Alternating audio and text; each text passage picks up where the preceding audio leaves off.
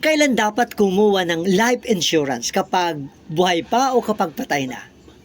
Kailan dapat mag-invest for retirement? Kapag may trabaho pa o kapag wala ng trabaho? Kailan dapat kumuha ng long-term health care, HMO? Kapag healthy ka pa o kapag may sakit na?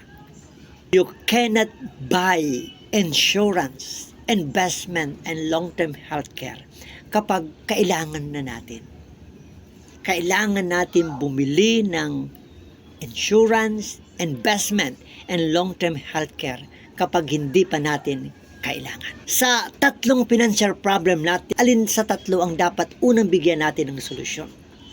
Tama, alin man sa tatlo ay tama ka. Pero di ba mas maganda kung yung tatlong problem natin pagdating sa life insurance, investment, and long-term healthcare ay sabay-sabay natin bigyan ng solusyon?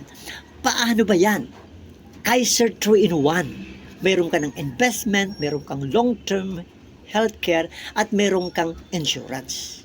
7 years ka lang mag-iipon, then hinto na. Hanggang sa yung pagtanda, meron kang insurance, investment, and long-term healthcare.